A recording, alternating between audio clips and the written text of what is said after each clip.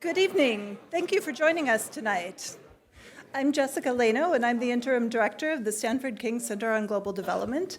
The King Center, where we are right now, is a joint venture between the Stanford Institute for Economic Policy Research, SEPR, and the Stanford Institute for Innovation in Developing Economies, known as Stanford SEED. And here at the King Center, we work to support student and faculty research, both in the field and on campus, and to provide experiential opportunities for students, and to inform policy on topics related to global development. To learn more about our work that strives to improve the lives of the world's poor, please visit our website.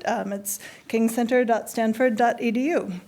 And thanks again for joining us for this King Series Speaker Series event. This series features talks by distinguished scholars and policymakers with the goal of fostering discussion about the successes and challenges in poverty alleviation and development. And tonight we are extremely thrilled to welcome Abhijit Banerjee.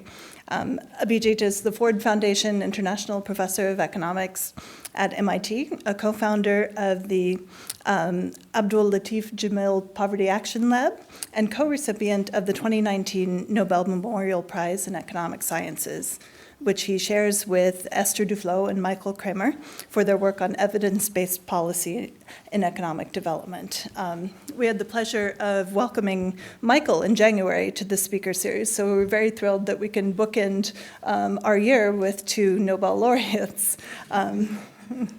And tonight, Abhijit will be discussing his new book with Esther Duflo that came out a few weeks ago. It's entitled Good Economics for Hard Times. But before we welcome Abhijit to the stage, I also wanted to introduce Saumitra, who is going to be moderating the discussion tonight. He's an associate professor of political economy in the Graduate School of Business, the Peros Family Faculty Fellow at the King Center, and a Singer Fellow at SEPR and the Friedman Spogli Institute. So please join me in welcoming our distinguished guests. Thank you. Thank you, Jessica, for that kind introduction. Let me start by doing something that economists rarely do, which is read. Read about for 2 minutes, and then I'll actually turn to the slides. And 10 years ago, we wrote a book about the work we do. To our surprise, it found an audience. We were flattered, but it was clear to us that we were done. Economists do not really write books. Least of all books human beings can read. We did it and somehow got away with it. It was time to get back to what we normally do, which is to write and publish research papers. Which is what we were doing when the dawn light of the early Obama years gave way to the psychedelic madness of Brexit, the yellow vests, and the wall. And strutting dictators, or the elected equivalents, replaced the confused optimism of the Arab Spring. Inequalities exploding, environmental catastrophes and global policy disasters loom, but we are left with little more than platitudes to confront them with. We wrote this book to hold on to hope, to tell ourselves a story of what went wrong and why, but also as a reminder of all that has gone right. A book as much about the problems as about how our world can be put back together, as long as we are honest with the diagnosis. A book about where economic policy has failed, where ideology has blinded us, where we have missed the obvious, but also a book about where and why good economics is useful, especially in today's world. So with that, let me actually start sort of giving you a sense of maybe why we wrote this book and what exactly, give a sense of a flavor of a book. It's a long and maybe excessively pedantic book, so I certainly can't give you a sense of what it is, all the things we talk about, but I think it's still maybe possible to get some sense of what a project is. So, as you, I'm sure you know, many of the issues that are important today, at the core, there's some economic ideas in them. The book has all of these were our chapters in a sense, except Brexit in the book. And yet, I think this is the graphic you should maybe look at before deciding not to buy our book. Since economists have no credibility. No credibility meaning we asked, this is a representative sample of 10,000 people. We asked them, who would you trust about the subject of their competence? That's the question we are trying to ask. Not who do you trust, period, but who do you trust about the subject of their competence? Nurses, 84% trust about nursing. Weathermen, 51% trust on the weather. Economists, you can see, 25%. So that's a number that is surprisingly close to a number from a very similar poll that was done by YouGov in the UK about 3 years ago. So the number keeps coming back, which is that no one trusts economists. Now, that's a combination of several different reasons. One of them is simply the fact that there's, there is, I think, sometimes a disagreement on what the actual, what the facts are, and I think that's something we can't really stare down. So I mean, to take an example, 30 odd percent of the US population believes that tariffs on steel and aluminum will make Americans better off. Pete and I are part of a panel which has been asked the same question, and 0% of that panel is, you can't see them because they're not there, and they believe they have the same view. If you take another one, migration, basically 9% of the economists disagree with the view, it's same panel, that the average American citizen would be better off if a larger number of low-skilled foreign workers were legally allowed to enter the US each year. This is meaning immigration is good. 9% of economists disagree with that. Essentially, maybe 60% of our respondents disagree with that. So it's really wide differences. Another example is the famous yellow vests. The yellow vests, basically, what it's saying here is, carbon taxes are great for the rich because the money vanishes into the coffers of the rich. So they're not in favor of carbon taxes. Almost everybody in that panel, same panel, is in favor of carbon taxes. So economists have different views. Now, the part of that is, economists are sometimes even right, but part of that is also that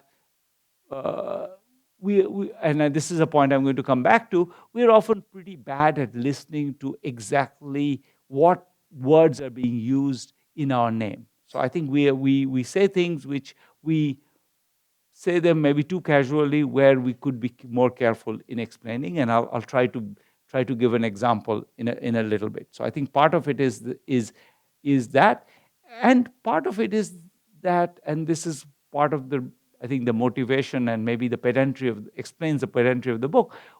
We felt very much that part of the problem is that economists tend to pronounce. They tend to be oracles. They say X will happen, Y will not.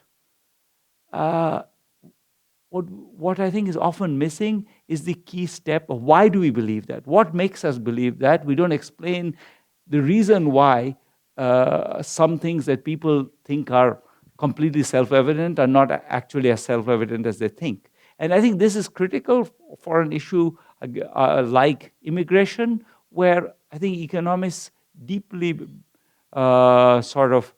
disagree with the rest of the population. And part of the reason, I think, is actually people believe more in one version of economics than economists do.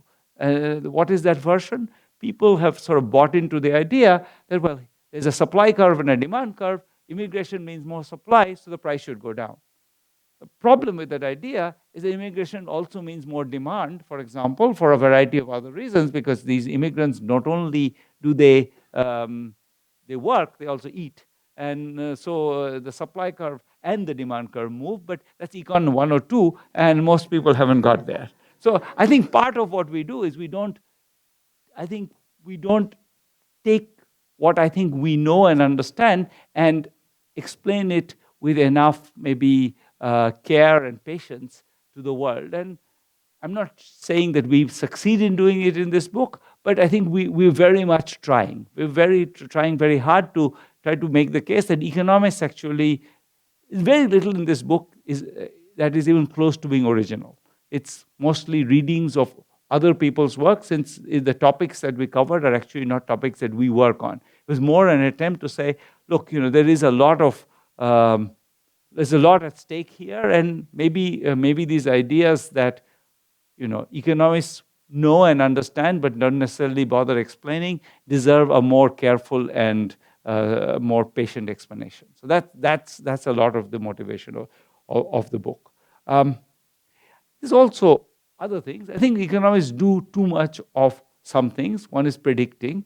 This is an interesting graphic done at the World Bank. So if you think about when the what is the when the recession is coming, what do economists predict? Well, 6 months before a recession, 1 year before a recession, economists predict 4% growth. Then it goes down in 6 months before, they predict 3.5% growth, and then 3% growth 6 months before, 2.5%. 6 months before, and then of course the recession hits. And this is not once, this has happened time and again and again. And so that's my view, is not that we should blame economists for that outcome, but rather that just shows that, I think the people who are doing it are the best in the business. It's not that they are incompetent, it's just an impossible target. I think there's a lot of these, I think we often overestimate what we can do, and that then gives us a bad name. And you can read my favorite quote from Galbraith.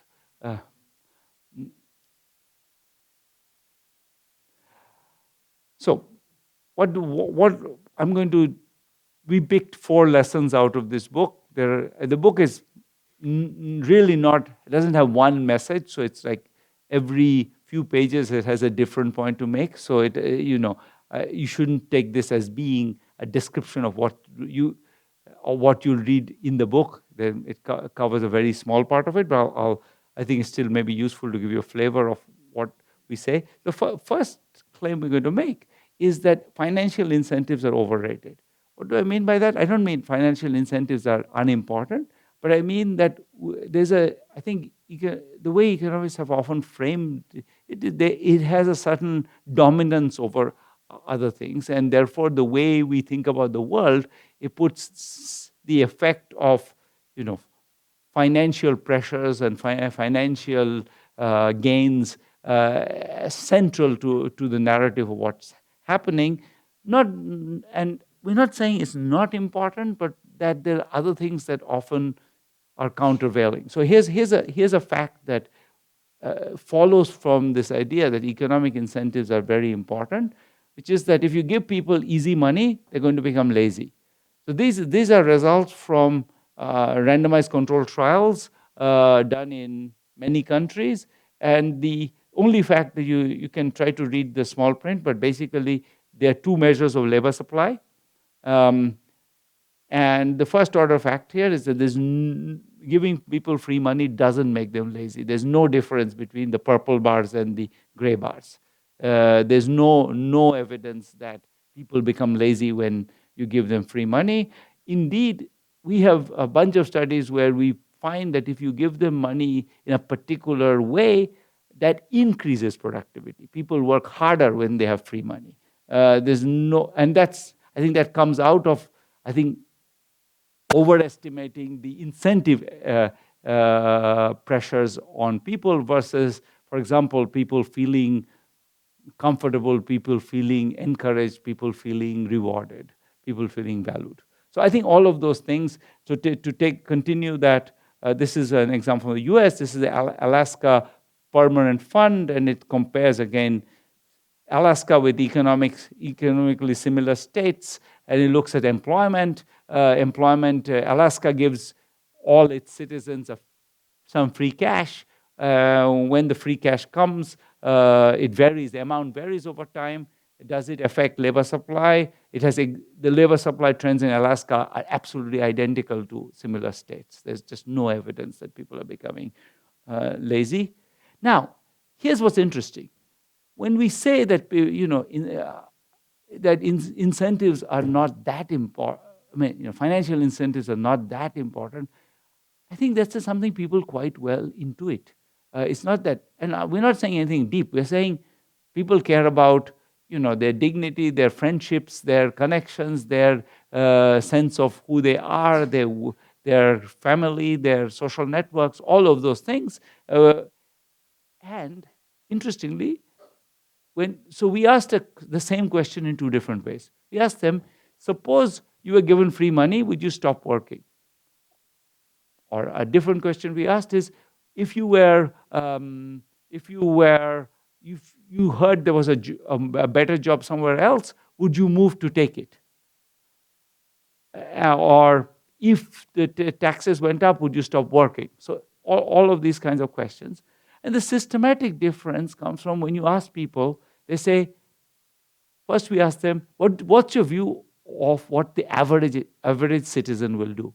The average citizen, they're going to respond exactly as economists predict them. But if you ask them, what will you do? That's an entirely different question. I don't respond to economic incentives, everybody else does. And everybody says that, of course. So the averages are enormously different.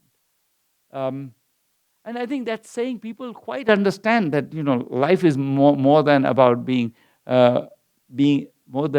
about money, but it's not something. But they have been so sold on this kind of economist view of the world that they tend to think that, if we actually gave free money, everybody else is going to retire. I won't, but everybody else will, and therefore we shouldn't do it. A consequence of people not responding to financial incentives is the economy is sticky, and it's become stickier. The U.S. economy, for example, this is an interesting graphic. If you look at the census numbers, actually came back recently, so these numbers are actually a bit dated. These are 2016 numbers. The fraction of Americans who now move across county borders every year is 3.4%. Not 3.9%, as this one says. The fraction of people who used to do it in 1949 or 48 was 6.9%. That's half. So the mobility in the US has been halved. That's a combination of a bunch of stuff. Housing markets are a very big part of it. The fact that there's increasing concentration of economic prosperity in a few small coastal regions means that those places are very expensive. You might have noticed around here, and it's hard to move there and not actually, and whereas the rest of the country is kind of, the houses are underwater, so you don't really have a way to sell your houses. So lots of economic forces are involved, but it's also that people actually don't particularly like moving. That's when we asked our respondents, would you move to make more money? And the answer was, no, other people will, but I won't. And so people, and that's nothing surprising about that. We all, if you look at the number of MIT and Harvard graduates who end up living in the lousy weather we have in Boston, that's a consequence of the fact that you built a life there. You have friends, you know where the restaurants are, you know where the cool people live, and so you stay there. And this is it's a wonderful poem by the Somali British poet Warshan Shire, which I think makes the point we are trying to make, which is that if you look at the patterns of migration across the world, in the first order fact is that, while we are told this narrative about, as soon as you open the borders, everybody is going to keep rushing in, therefore we need the wall. Most people actually migrate when they're pushed out. The biggest flows of migration happen, for example, one of the reasons Mexican migration has gone up so much in certain years is because there's enormous drug violence in northern Mexico and in Guatemala. I mean, Guatemala is one of the most murderous places in the world at this point of time, and that means that lots of people want to leave. Syria was another place where people wanted to live. If you think of what are the poorest places in the world where people would make a lot more money by leaving, there are places like Liberia. Very few people leave from Liberia. Indeed, very few people leave. First order fact is that international migration is actually more or less stable from what it was as a fraction of the world population, where roughly, I think it's 0.3% of the population was international migrants in 1969. Now it's 0.4%. It's just not a very big deal, and most people just stay in the same place. Think of Greece in the financial crisis. Every Greek has the right to move to wherever in Europe they want to go and work. In the financial crisis, Greek economy was collapsed, and 60% unemployment among the young was common. 60,000 Greeks left in the entire period. All of them could have left. A million could have left, 60,000 left. The idea that sort of people are going to rush somewhere else for money is not true. But that means, that has the consequence, and this is why we want to emphasize this, that has the consequence that, all the stories we tell about, for example, trade, don't really embrace that fact. Because the stories we tell about trade is that, when, Chinese imports mean that furniture factories get shut down in North Carolina, the workers who work there move to New York and sell furniture, or protect furniture workshops in New Jersey. But since nobody moves, what happens is when a particular, industry in a smaller town which has one or two industries collapses, the economy goes into a tailspin, because essentially at that point all the workers lose their jobs, they don't move, so they don't have so at that point they don't have, their incomes go down, but then the incomes of the people who they buy from go down. So essentially the economy goes into a tailspin, partly because things are sticky, and that's true of, it's true of labor, it's true of capital, it's true of every other resource we have. I think economists overestimate how quickly people would move out, and therefore the effect of trade would be kind of diffused very quickly. The effect of trade is very concentrated. What we find is basically that trade hits where it hits, you can predict where it's going to hit, and it stays there. And you get large negative effects on some people, the small positive gains for the rest of the population, and those things we add up. If we wanted to add them up, we could say, yes, then on net, maybe on average, people are better off. But that's not necessarily, when people are against trade, they're not answering the question, what is the effect on average GDP? They're answering the question, is this creating more misery than it's worth? And those questions might have very different answers for that reason. So I think, now that comes back to a question that I'll come back to. So I give that as the example of something that economists sometimes don't hear what they're themselves saying. They're saying that GDP goes up. They're saying if we compensated people, everybody would be better off. But we don't actually compensate people, and there's no mechanism for it. I'll come back to that point. So I'll come back to that point in a couple of minutes.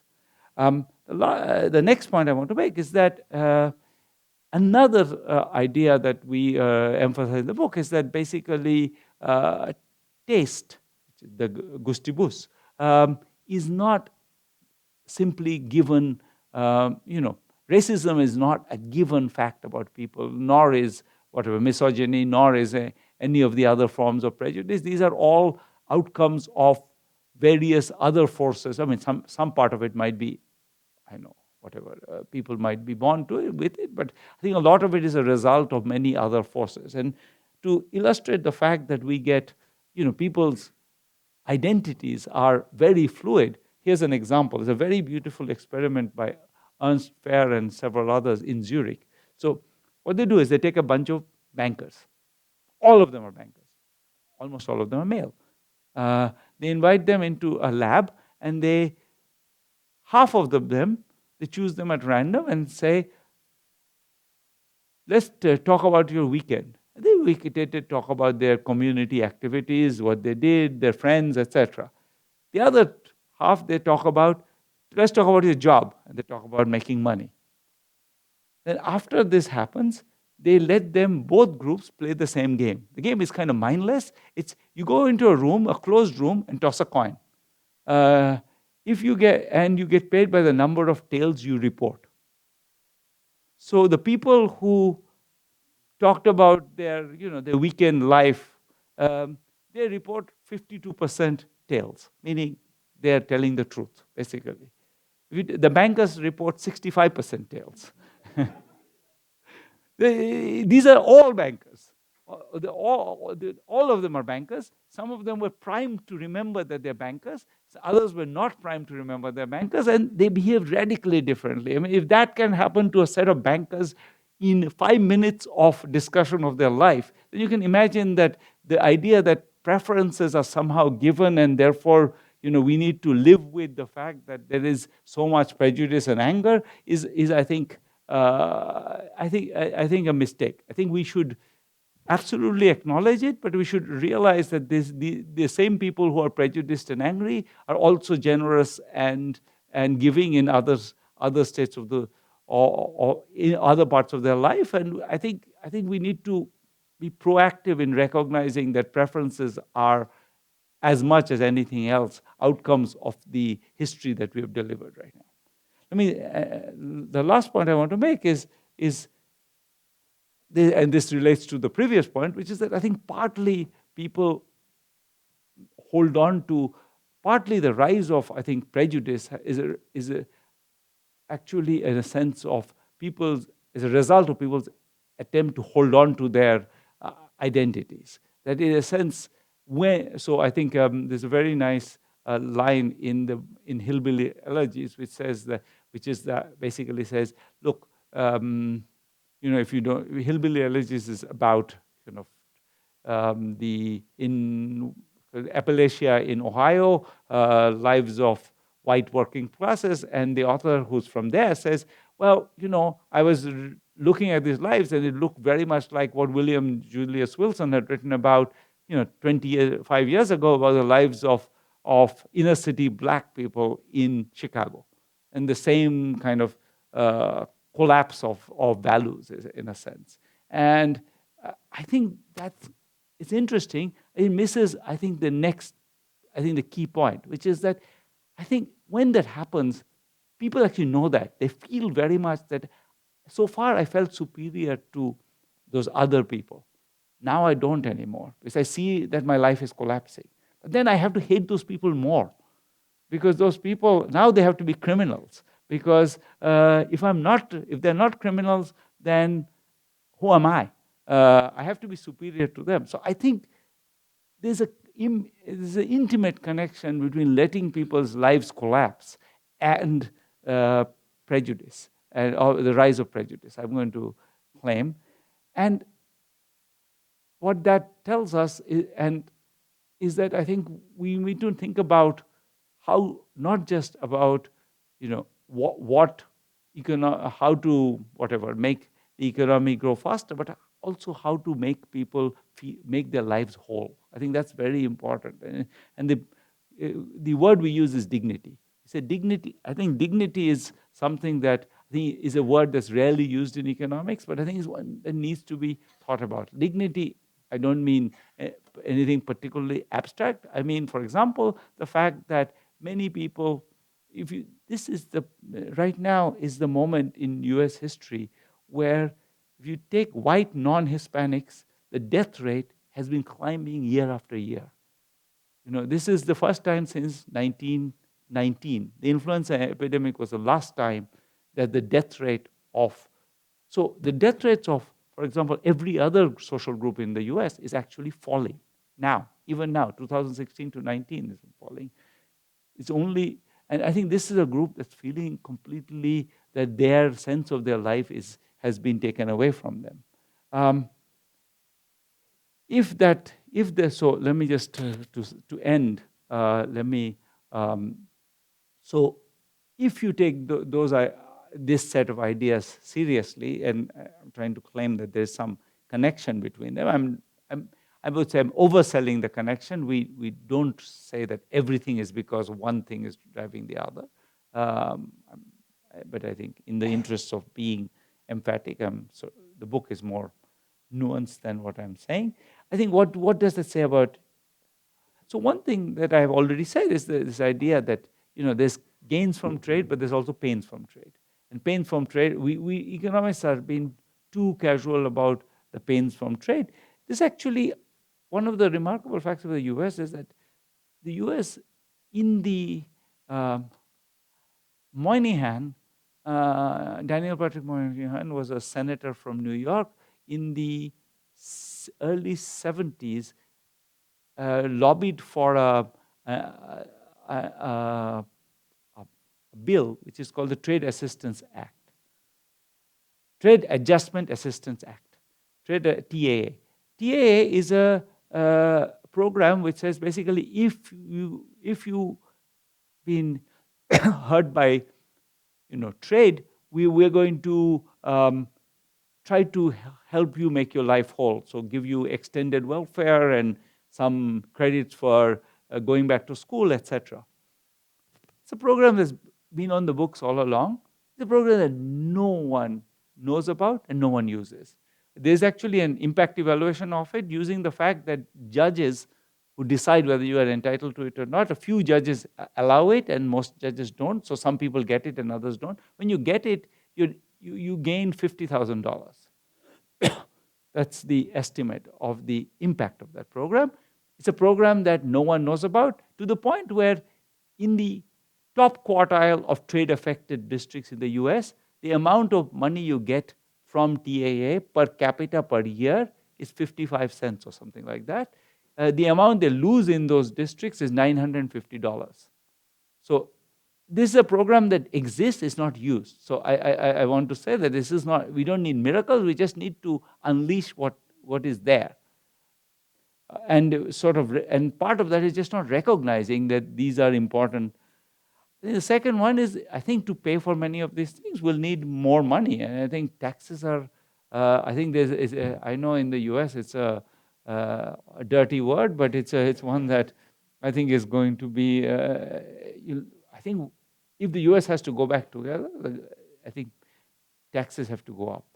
I think relatedly, I want to say that I think, again, one of the issues going back to the yellow vests, I think one of the mistakes that Macron made.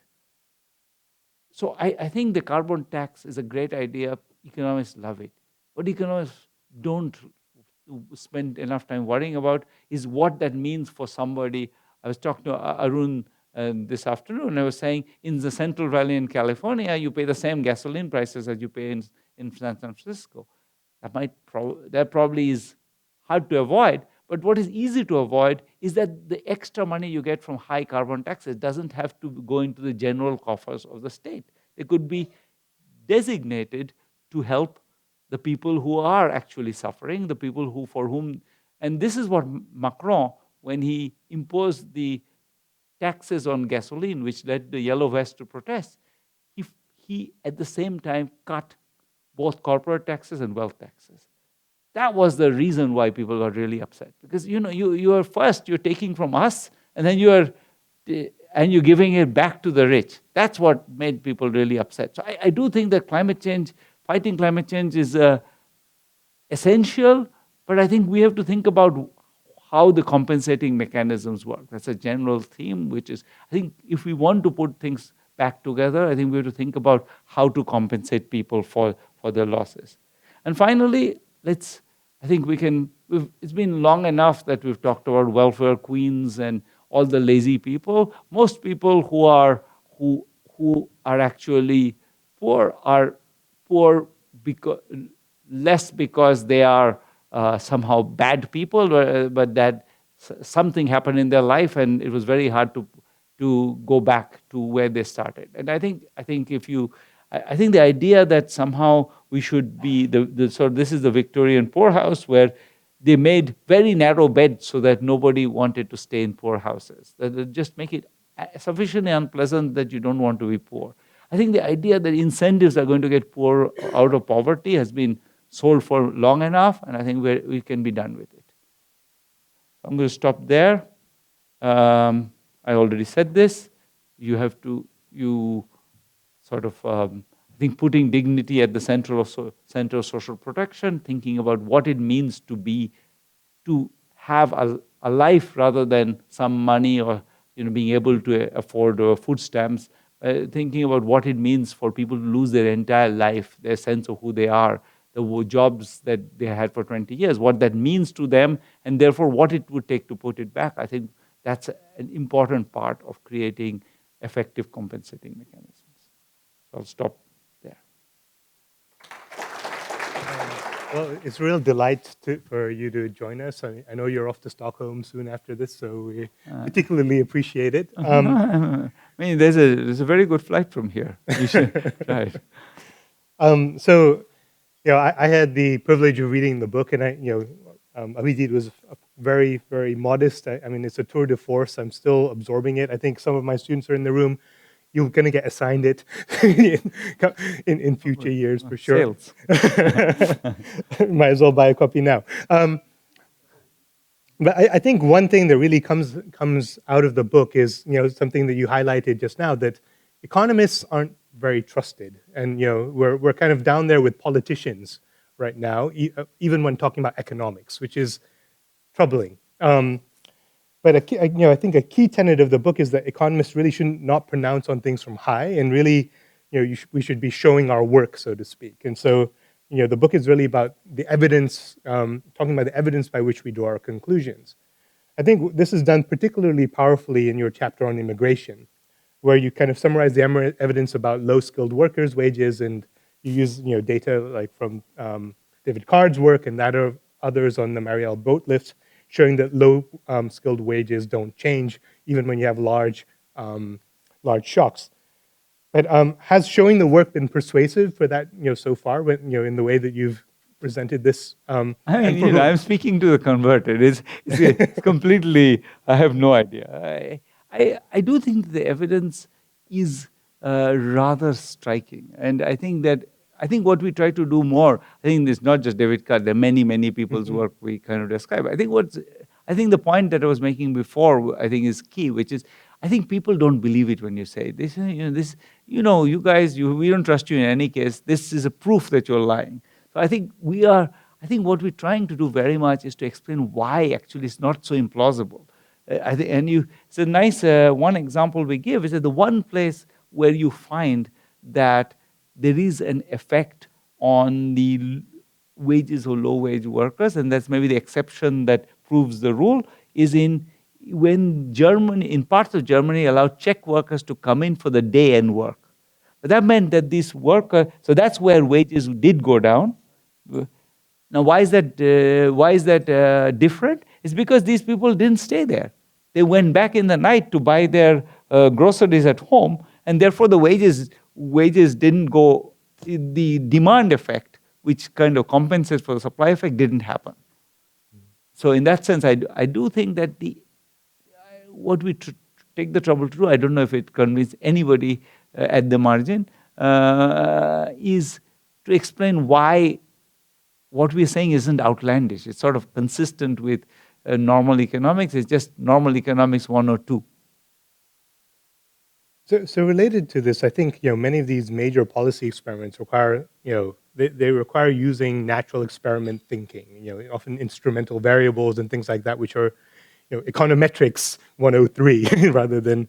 You've pioneered randomized control trials, which arguably are much easier to explain. So I think your poor economics book in particular, had that element of being incredibly persuasive, precisely because it was based on RCTs. Do you find that people respond more favorably to RCTs when they, when they're kind of confronted with the evidence, or is it harder to use natural experiment type evidence when you're making these cases? I think that's right. I do think that that's the nice thing about RCTs is that you can sort of blindly describe them, and people tend to believe that there's something fairly striking about them. With any of these other things, everybody's starting to think, okay, how could that go wrong? So there's a little bit of that, but I haven't yet got to the. As I said, I've been preaching to the choir, so it's a bit. I haven't yet got to the places where I'll be confronted with an entirely different view. One of the more radical ideas in the book is a subsidy for firms in geographic areas that are undergoing trade or robotic disruption. And the idea is kind of coming out of this, what you were saying about the spillover, the fact that economies are sticky, and people don't want to leave. It's often very difficult, and so things go into a tailspin when one firm disappears, and so on and so forth. But as we mentioned in the book as well, there are others who have views that we should actually be increasing mobility as much as possible, and these sticky types of policies will actually reinforce the kind of geographic differences we have in this country and elsewhere. So, how do you sort of see that going forward in terms of how do we balance the static and the dynamic in this context? I think that I think it makes a very big difference if you are 35 or 55. I think it's not an accident that the death rates are very high among that particular group, the people in the early 50s. I think once you lose that job, you've done something for 20 years and you lost that job, and at that point, there's really nothing is going to make your life whole. So I do think that the transition is important, but it's not clear to me that 1 second is the optimal time of transition. It may well be that you can have help the older workers retain their jobs and not the younger workers. I think transition is important, but I don't think that we have any evidence that forcing people who are 5-7 years from retirement to learn a new job and move to a different place and rebuild their life is worth the cost. So I don't have a particularly strong view. I mean, I certainly don't have the view that whatever in the book we give the example of the typists. The typists in Kolkata. Kolkata is where I grew up in India, and it's still the one place in the world you will find some people who are actually typing. I don't know that you would want typists to survive forever. I think it probably better technology been invented a few years ago. But I think that it's okay to have transitions which take some years. So your book, some have argued that your book is a bit more negative on trade than the received wisdom, at least among economists. Indeed, your book points to research by Arnold Costino and others that highlight the gains from being open to trade may actually be relatively small for a large economy like the US, though naturally they can be quite large for small economies like Singapore. So at the same time, part of the hard times mentioned in the title arguably refers to the fact that growth has slowed relative to the post-war period. And you point to the debate between those economic historians pessimistic about the future growth in total factor productivity, such as Robert Gordon on one hand, and those who are optimistic like Joel Mokyr. Of course, Joel also points to the role of knowledge elites and the exchange of ideas and intellectual advances. So though the static argument for gains from trade might have been overstated, what do you think about the dynamic arguments for openness and gains from trade in terms of providing the flow of ideas, reducing factor prices to stimulate innovation and to create peace more generally? I think that I'm sure I actually have a little bit read that literature. The effects are not huge. Whenever people try to estimate them, you get like 8% rise in TFP or something. It's not like this is a revolution happening. I mean, I think I'm okay with acknowledging them, and I'm not actually saying that we should, I don't take the view that in general we should be anti-trade at all. My main point was, in fact, that the real lapse is in the compensation mechanisms. Until we build good compensation mechanisms, we have to take into account the fact that when we implement trade policies, we often ruin people's lives. And I think I think compensation mechanisms are extremely valuable and needed, and they're not automatic. So I think we need to build them. So I'm going to ask just one more question and then open it up, which is, many of these policies required mending the politics in many ways. And, so thinking about improving trade adjustment, we need a political will to do that in a big way, which has been lacking. Thinking about, reducing the stickiness of the economies, we need to deal with local zoning and NIMBY type policies, which often, which is very common in our in our neighborhood especially. So how can good economics, what role can good economics play in reducing political polarization and building coalitions in favor of good policies? Yeah, I think that,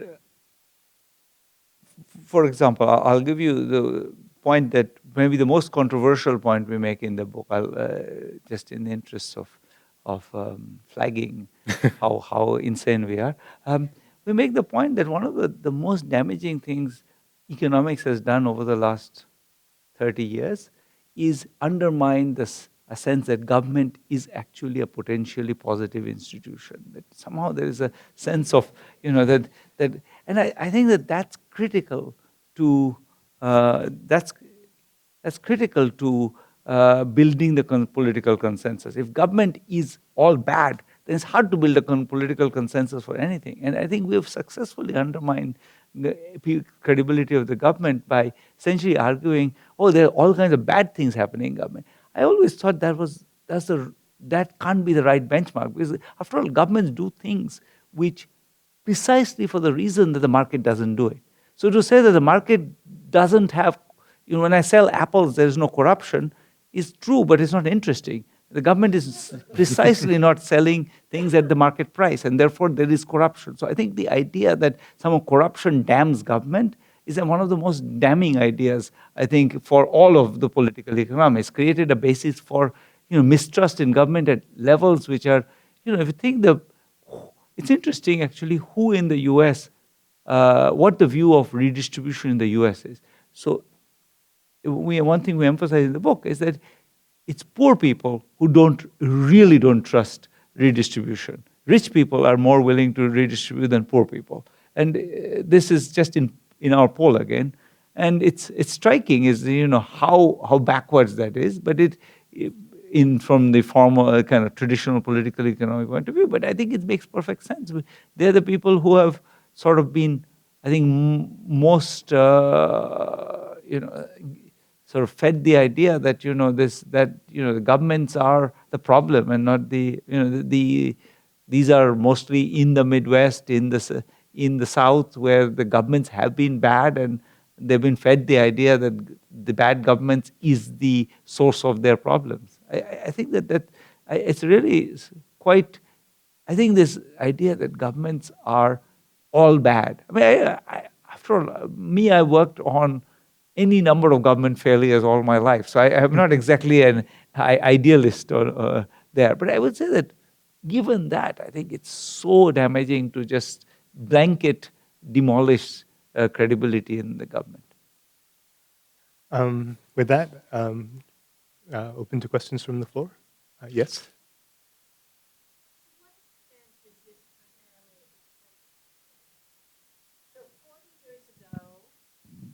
Uh, 40 years ago, there was no price assigned to clean air or clean water. And part of the solution was to assign a price to clean air and clean water, and then you get correct decision making. To what extent is this a failure of economics to assign a value to dignity or any of the other things that are out there that you cite that therefore interfere with correct decision making? It's an excellent question. I don't know how one would assign prices. I think thinking about the idea of that these things have a social cost, I think is important. The numerical assignment of the price seems easier for some things than others, but I take your point. Right now, there seems to be a broad attack being mounted against capitalism. And from what I couldn't really understand everything, but it seemed to me that's where you are. You're saying it doesn't work. But I think the evidence is compelling that it does work, that it sorts out, the market works. It sorts out good from bad, and good quality products come on, people go and buy them. Firms offering something new that people want thrive, and the market works. So I guess I would add not at all saying that I think the markets work for certain things and not for others, and we have too much faith in the fact that they work for everything, and that's the problem. I think if we only, as you say, markets are great in producing new products, and I'm all for the fact that innovations happen and that markets drive all the new products that have changed our lives in very constructive ways. I have no problem with that. I think that where I do have a problem is with the view that markets always work for everything. And the critical point is that there are certain critical failures that happen, and those failures are not remedied. It's not that I'm certainly not taking the view that you should shut down markets and run Soviet Union. Completely the opposite, in a sense. Or Venezuela. Well, or India in the 1970s. I mean, all of these are terrible examples. I was taking the view that I think the blanket faith in markets is dangerous. There's a question over there.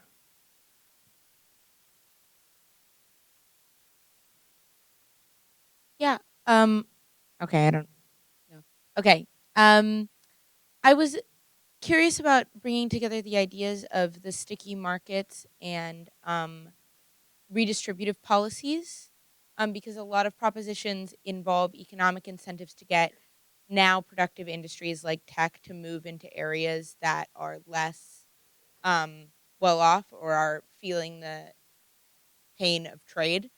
And kind of, it seems like the redistribution kind of goes against the stickiness in that situation, especially when the government's just providing an incentive for industries to move. And I was wondering. I didn't understand. Sorry. Explain. That there are a lot of policy propositions to get like tech to move to Middle America. Yeah, most of them have not yet done much. Yeah. Nonetheless. And well, I was curious as to your opinion on policies like that kind of just provide market incentives for industries to just move to a different place. I guess part of the stickiness is exactly that, which is that it's very hard. I mean, reason why it's interesting. I think one of the things that again goes back to this question of financial incentives versus amenities, in a sense. I think you try to get a tech company to move to rural Ohio, to take an example that they actually there was an attempt. And I think part of the reason it failed was that there were the amenity. I mean, people want to live in California because the cappuccino is good. And you need scale, you have good restaurants, you have to have all the amenities. And so it's not one factory at a time. It's very hard to move. There were actually, the attempts to do it go back into so I think Gateway started in Montana or someplace like that. The Gateway, a computer company, started in Montana, and again they had to move. I think I don't remember Gateway. One of them was in Montana, one was in Texas, and I think that one in Texas survived. The one in Montana had to move because there was just no amenities, and the tech workers didn't want to live there. So I do think it's pretty hard to do that now. Whether I see your point, which is that I think, what do you do about these places? And probably in the medium run, that's why I think having the equivalent of I think a trade assistance program, but not just for trade, but for all kinds of macro shocks which people get, is important, so that people actually, at least the younger people, people under 40, move out. I think that will have to happen. I don't think there's a choice there.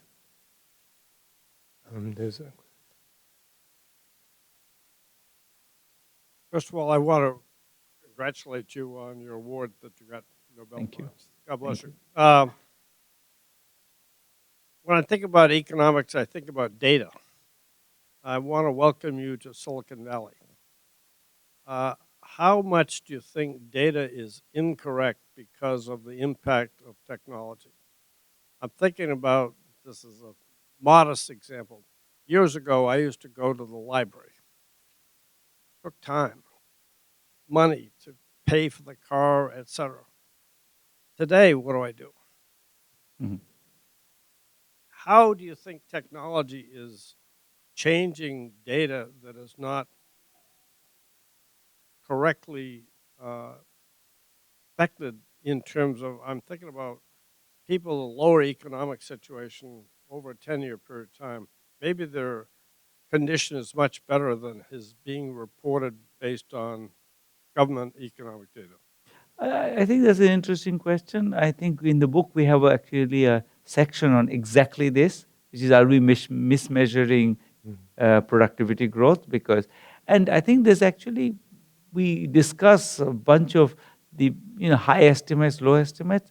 You can get a small increase in productivity growth by doing it, but I think the best estimates suggest it's a small part of the. If you take the gap between productivity growth before, let's say, 1975 and after 1975, you can get maybe a quarter or more likely an eighth of the gap to be closed by adding the extra productivity growth that people are consuming, or online. And then, in fact, it gets more complex, as you maybe I mean, Matt Genskow and others here have this. They did this randomized control trial where they basically paid people to not be on Facebook for 2 months. So after they do that, people are actually substantially happier for not being on Facebook.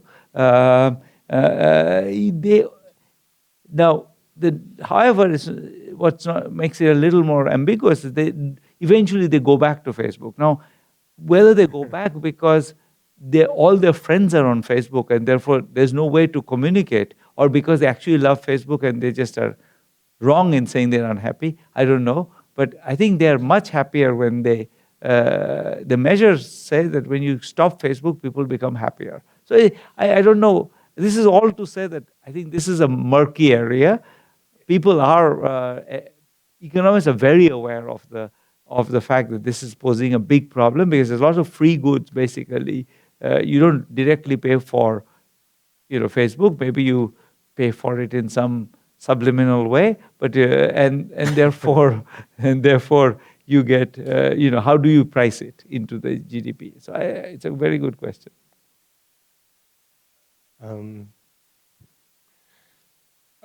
Okay, over there.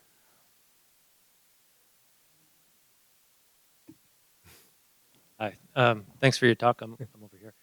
You mentioned the link between sort of people's dignity and their sort of desire to look down on others and their prejudice. And I think certainly in history you see a lot of examples. I was wondering, I know you've done a lot of work in the development area. Do you ever measure these things and see the reverse happening in areas that are rapidly improving? Do you see their measures of sort of hatred go down? So there are studies, I haven't done it. There are studies which look at that question, and they do find that there's a bunch of stuff on what happens when there is a drought, and hatred goes up during a drought. So that's one example of that. And they're more not so much randomized control trials as just observational studies. They look at people's various measures of people's behavior during when crops fail or some exogenous shock to their well-being, and violence goes up, prejudice goes up, all of those. I think we probably have time for one more question. There.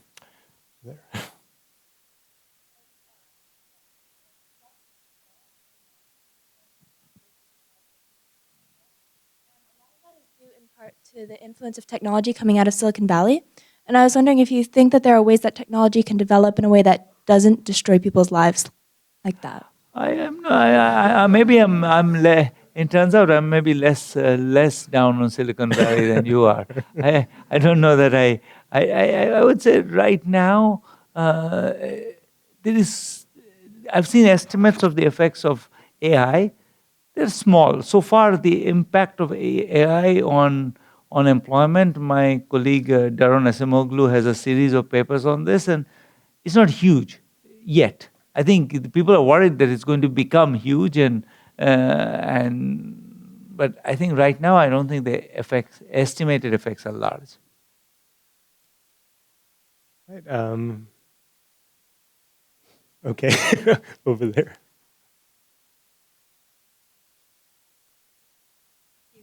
Thank you for your work and thank you for being here. Thank you. I have two questions for you. One, you mentioned earlier that I think there were a lot of interesting things coming out of your work, like the fact that individual preferences are fluid, and yet in Economics 101 we don't learn that. And there's so many things in theoretical economics that just aren't reality. So how much of the problem that you describe of people not trusting economists is something to do with the teaching of economics as it is currently? That's my first question. Second question is, when you were talking about the idea of redistributing the gains from carbon taxes, while it seems like a great idea in practice, or in theory, in practice, how does the government find those people, one, and two, if it's the poor in particular who don't trust redistribution, how do you convince the poor that that's something that they should vote for? And I'd love to hear your thoughts on that.